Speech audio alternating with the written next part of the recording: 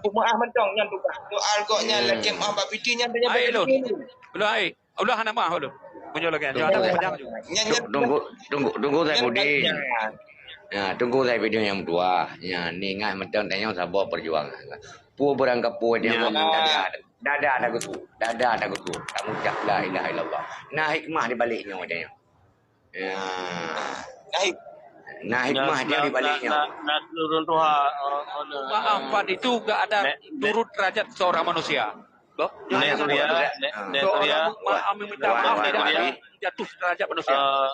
Ya kan orang Tuhan japun kan han menang orang garang tibakan han tibakan pokoknya kemenangannya Pak Urung Sabah kan Pak Urung Sabah. Ya kemenangan Pak Urung Sabah. Kemenangan Pak Urung Sabah. Begah tabah kata tabah pergi raju berkelab kali han menang tampuh komentarnya tolong tampuh. Tapi doknya diulang-ulang. Muno. Maka ji ku pegah tunggu lai pun anggap mentang long adu neje cara neje parti kan kitanya mengalah bukan berarti kalah. Tanya ka Tuhan-Tuhannya kan. Tanya ka Tuhan-Tuhannya kan. Bek je ke cermai muka dua tua nya mentang. Jut aduh. Tapi dia bek diulang-ulang deh. Ni kira ada ulang. InsyaAllah dia kamu pegah. Saya Budin. Janji kamu sampaikan nanti. Kamu sampaikan tu yang bersangkutan. Abi Raju. Berkelab kali dua. Kuyu tampuh pergi komentarnya tampuh. Tapi hai tampuh dikirim belum komentarnya lain. Anu mek teh. Kan ada mek dia. Jika ada mek ukun ceramah. Dia ukun ceramah terang kure. Kan ada mek terang kure. Ku jadi Budin. Yang mana?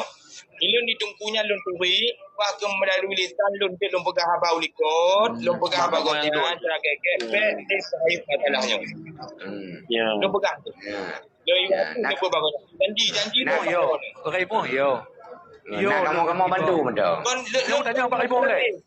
Tuan urang kena bajar apa?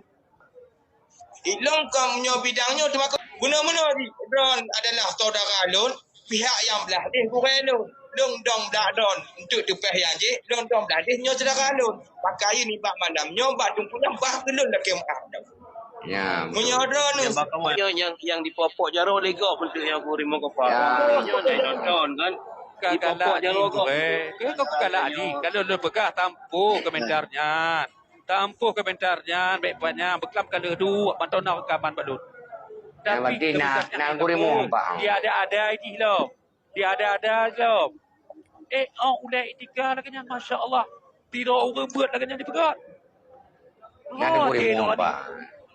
Nak kurimu Nabi dekat kepegahan dekat. Kamu sampaikan yang anak pun je lu sampaikan kepada ku yang bersangkutannya dengan kurimong tu lu sampaikan. Jadi Ilun kapal tu limau ngomong.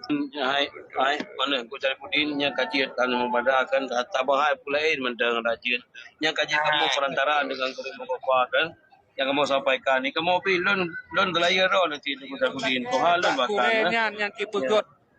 Kalau urang hana galak ke pitiga baik komentar tegau gugure model-model lagi yang hana etika.